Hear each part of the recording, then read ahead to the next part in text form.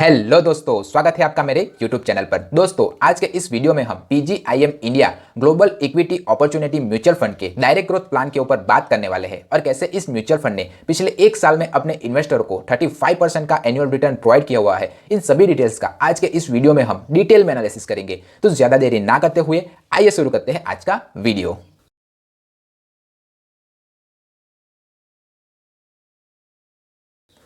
सबसे पहले हम इस म्यूचुअल फंड के फंड ऑब्जेक्टिव के बारे में जान लेते हैं। तो ये जो PGIM का म्यूचुअल फंड है वो इन्वेस्टरों के पैसे को फॉरेन कंपनियों में निवेश करता है। अगर आप इस तरह के म्यूचुअल फंड में अपने पैसे को निवेश करना चाहते हो तो लॉन्ग टर्म के लिए करें। लॉन्ग टर्म से मेरा मतलब है 5 से लेकर 10 साल तक। अगर आप 10 साल से कम के लिए इस तरह के ग्लोबल इक्विटी म्यूचुअल फंड में अपने पैसे को निवेश करना चाहते हो तो मेरी तो यही सलाह है कि आप इस म्यूचुअल फंड से दूर ही रहे और इस तरह के म्यूचुअल फंड में निवेश करने से पहले अपने फंड मैनेजर या फंड एडवाइजर की सलाह भी जरूर ले ले। अब हम इस म्यूचुअल फंड के पास्ट रिटर्न्स के बारे में जानें तो इस म्यूचुअल फंड ने पिछले एक साल में 35.5%, 3 साल में 33.2%, 5 साल में 23.8% और ऑल ओवर 12.9% का रिटर्न्स अपने इन्वेस्टरों को दिया हुआ है। अब डिस्क्लेमर, ये जो रेटिंग्स और रिटर्न्स होते हैं वो म्यूचुअल फंड के परफॉर्मेंस के आधार पर चेंज होते रहते हैं। तो आप किसी भी म्यूचुअल फंड में अपने पैसे को निवेश करना चाहे तो उस समय के लेटेस्ट रेटिंग्स और रिटर्न्स को जरूर चेक कर ले और अपने फंड मैनेजर या फंड एडवाइजर की सलाह भी जरूर ले ले। अब आगे बढ़ते हैं। अब हम इस म्यूचुअल फंड की कुछ बेसिक डिटेल्स के बारे में जान लेते हैं। तो 13 अगस्त 2021 को इस म्यूचुअल फंड की NAV 41.9 रुपीस थी, यानी कि इस म्यूचुअल फंड की एक यूनिट की वैल्यू 41.9 रुपीस थी। ये जो म्यूचुअल फंड है वो benchmark MSCI all country world index को फॉलो करता है।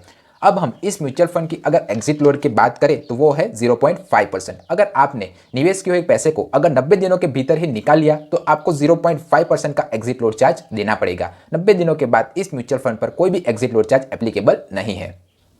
अब हम इस म्यूचुअल फंड की अगर एग्जिट लोड एक्सपांस रेशियो की बात करें तो वो है 1.33%, जो मेरे हिसाब से काफी ज्यादा है। अब जिसे नहीं पता कि एक्सपांस रेशियो किसे कहते हैं तो एसेट मैनेजमेंट कंपनियां हमारे ही पैसे को मैनेज करने के लिए हम ही से कुछ फीस चार्ज करती है और उसी फीस को वो एक्सपांस रेशियो के तौर पर हमें बताती है। तो जितना ज्यादा एक्सपांस रेशियो होगा उतना ही कम इन्वेस्टरों को प्रॉफिट होगा। तो जब भी आप किसी भी म्यूचुअल फंड में इन्वेस्ट करने के बारे में सोचे तब एक्सपांस रेशियो के क्राइटेरिया को भी जरूर ध्यान रखें। ये जो म्यूचुअल फंड है वो ओपन एंडेड म्यूचुअल फंड है, यानी कि इन्वेस्टर जब चाहे तब अपने पैसे को लगा सकता है और जब चाहे तब अपने पैसे को निकाल भी सकता है। इस म्यूचुअल फंड की अगर AUM की बात करें तो वो है 1371 करोड़ रुपीस। अगर आप इस म्यूचुअल फंड में अपने इन्वेस्टमेंट स्टार्ट करना चाहते हो तो मिनिमम SIP 1000 और लमसम अमाउंट 5000 से स्टार्ट कर सकते हो। अब मैं आपको एक एग्जांपल के थ्रू इलोबरेट करने की कोशिश करता हूं। मान लीजिए कि आपने 1000 रुपीज की SIP स्टार्ट की हुई है और अगले 5 साल तक आपने इस म्यूचुअल फंड में निवेश किया हुआ है, तो आपकी जो टोटल इन्वेस्टमेंट वैल्यू होगी वो होगी 60,000 रुपीज।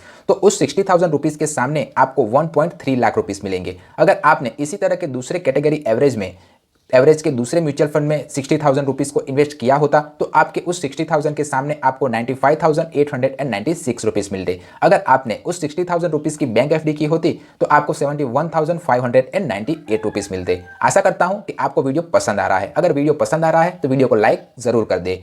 अब आगे बढ़ते हैं। ये जो म्यूचुअल फंड है वो इन्वेस्टरों के 99.77% पैसे को इक्विटी यानी कि शेयर बाजार में निवेश करता है। तो शेयर बाजार में निवेश करने के कारण ही इस म्यूचुअल फंड के अप एंड डाउन्स भी ज्यादा होंगे, क्योंकि जब जब शेयर बाजार में उतार चढ़ाव होगा तब तब सीधा इस म्यूचुअल फंड के ऊपर असर पड़ेगा।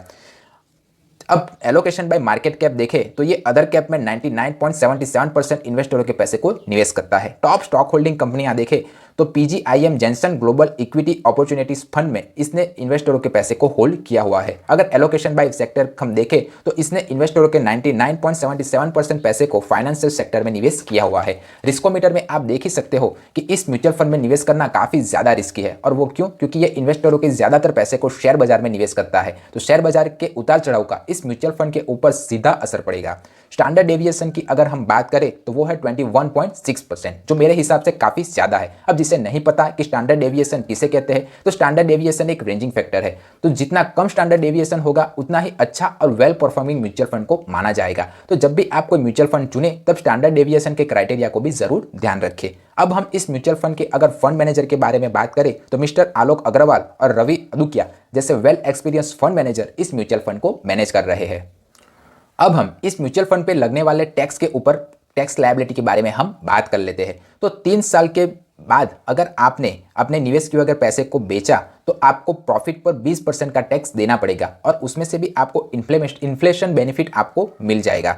अगर 3 साल के भीतर ही आपने अपने निवेश किए अगर पैसे को निकाल लिया तो आप जो भी टैक्स स्लैब में आप आते होंगे उस टैक्स स्लैब के रेट के हिसाब से आपको टैक्स देना पड़ेगा। इन सभी डिटेल्स को जानने के बाद आप मुझे कमेंट करके बताइए कि आप इस म्यूचुअल फंड के बारे में आपकी क्या राय है, और अगर कुछ और भी म्यूचुअल फंड से रिलेटेड आपकी क्वेरी है तो वो भी मुझे कमेंट करके ज़रूर बताइए। अगर वीडियो पसंद आया है तो वीडियो को लाइक करें और चैनल को सब्सक्राइब करें। मिलते हैं अगले वीडियो में, तब तक सीखते रहिए क्योंकि सीखोगे आज तो कमाओगे कल।